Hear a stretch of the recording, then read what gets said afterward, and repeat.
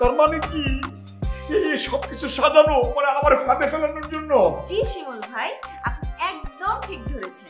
আপনার এই লুচ্চমর্ক চরিত্রটাকে সবার সামনে আনার জন্য আমাদেরকে এই নাটকটা চালিয়ে যেতে হয়েছে। আর এই নাটকের ডিরেক্টরকে জানেন? আপনার বউ, আমার বোন মিলি আপু। আর এখানে শ্রেষ্ঠ অভিনেত্রী হলাম আমি, আপনার শালী সুমি। ছি ছি ছি শিমুল, আরে স্কুল লাইফে আমার একটা ছোটখাটো রিলেশন ছিল, এটা আমি সাদা মনে তোমার কাছে সব সত্যি কথা বলেছিলাম। এই সামান্য একটুখানি কথা নিয়ে তুমি আমাকে উঠতে বসতে শুতে সব সময় খোঁচা দিয়েছো। আরে বয়সকালে তো মানুষের ঠুনকো একটা সম্পর্ক থাকতেই পারে, এটা নিয়ে তুমি আমাকে উঠতে বসতে কথা শোনাইছো। এই তুমি তোমার বুকে হাত দিয়ে বলো তো, তোমার বিয়ের আগে কোনো সম্পর্ক ছিল না? বিয়ের পর তুমি কোনো অবহেলা পেয়েছো আমার কাছ থেকে? কি বলছিস আপা? ছিল না, আমার চারটা সম্পর্ক ছিল। আর এখনো তো দুজনের সাথে আমাদের এই দুধে ধোকল সবট তোমাদের দুলা ভাই আর কি তোমার জামাই এখনো সম্পর্ক কন্টিনিউ করে যাচ্ছে, যার প্রমাণ আমার মোবাইলের মেসেঞ্জারে রয়েছে। কথা এখনো শেষ হয় নাই। দুলা ভাই হয়তো তার ফোন থেকে নাটক করে সব ডিলিট করে দিয়েছে, কিন্তু আমি তো বুদ্ধি রাখি মাথায়, তাই না?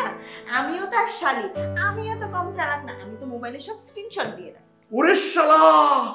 শালা না দুলা ভাই, ওই হইলো শালি, তুমি স্ক্রিনশটে দিয়ে রাখছো। আপনি যদি চলেন ডালে ডালে, আমরা চলি পাতায় পাতায়। তুমি যে এত বড় লুচ্ছা বদমাইশ, এটা আমার ভাবতেও ঘৃণা হচ্ছে। তোমাকে আমার দেখতেও ইচ্ছা করছে না। ছি! আমার ভুল হয়ে গেছে, প্লিজ প্লিজ আমার মাফ করে দাও। আমি আর জীবনের কোনোদিন এরকম করবো না, কারোর সাথে সম্পর্ক করবো না। আমি বললাম, এই যে আমি বললাম আমি আর কোনোদিন করবো না। মাফ করে দাও আমারে। তুমি কি বলো না? আমি কি বলবো? আপনি যার কাছে অপরাধ করছেন তার কাছে মাপ চান, আমার কাছে মাপ চেয়ে কি হবে?